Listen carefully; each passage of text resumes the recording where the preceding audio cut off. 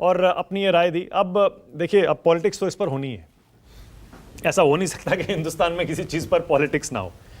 अब सारे opposition leaders के धीरे धीरे बयान आ रहे हैं, जैसे आम आदमी पार्टी का आया, कांग्रेस की तरफ से आया, समाजवादी पार्टी की तरफ से डिम्पल यादव कह रही हैं चुनाव को ध्यान में रखते हुए बजट बनाया गया है। मिडिल क्लास को ज़रूर राहत दी गई है, लेकिन किसानों के बारे में कुछ नहीं है, रोज़गार के लिए कुछ नहीं है, यूथ के लिए कुछ नहीं है, रेलवे को इग्नोर कर दिया गया है। डिसअपॉइंटिंग बजट है।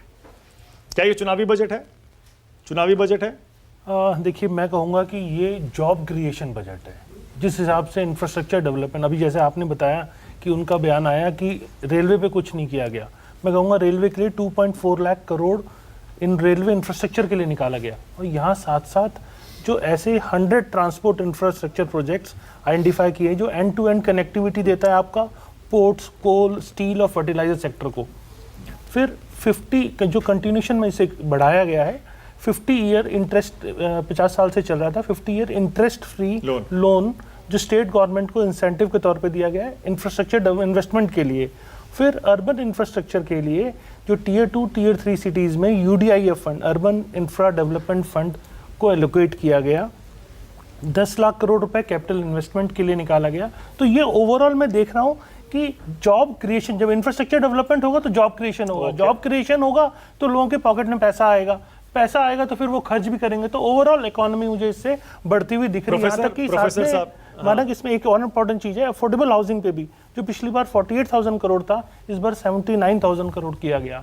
ये अपने आप में एक पॉजिटिव मूव दिखता है। ओके, विपक्ष तो देखिए कुछ ना कुछ ढूंढ ही लेता है और जाहिर है उसका काम है, वो क्यों ना करे, पर फिर भी आपको लगता है ज्यादातर बेसिस कवर करने की कोशिश की गई है इस बजट में? देखिए, बजट पे राजनीति न हो ये तो हो नहीं सकता, लेकिन मैं आपको ये गारंटी देता हूं कि अगले 7 दिन तक बजट पे चर्चा होगी। बेसिकली स्लैब्स पर, कंसेशंस पर, मोबाइल पर, कलर टीवी पर, और सारा शेयर मार्केट भी इसी क्लास पर है जिसका डिस्पोजेबल इनकम को बढ़ाया गया है कंसेशन देते हुए।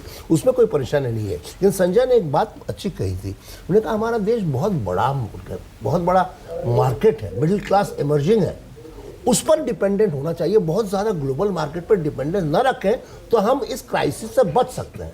और यही है, अभिजीत बैनर्जी जो नोबेल लॉरिएट है, उन्होंने ये कहा कि हमारे यहाँ जो इमर्जिंग मिडिल क्लास है वो स्मॉल टाउन में भी है, रूरल एरिया में भी है, उसको टैप करने की कोशिश करनी चाहिए। और मुझे लगता है इसको ध्यान में रखते हुए पिछले 2 बजटों में ये किया गया था कि हम मिडिल क्लास जो सारा देश में, छोटे शहरों में भी है, गांव में भी है, उनको कैसे मेन स्ट्रीम में लाएंगे ताकि इंटरनेशनल डिपेंडेंस कम हो। ये मुझे लगता है इस बार थोड़ा सा। नमस्कार, मैं हूं मानक गुप्ता। अगर आपको हमारा ये वीडियो पसंद आया हो तो इसे लाइक और शेयर जरूर करें, और हाँ, हमें सब्सक्राइब और फॉलो करना ना भूलें ताकि आप देश और दुनिया की कोई खबर मिस ना करें। तो जुड़े रहिए हमारे साथ और देखते रहिए News 24।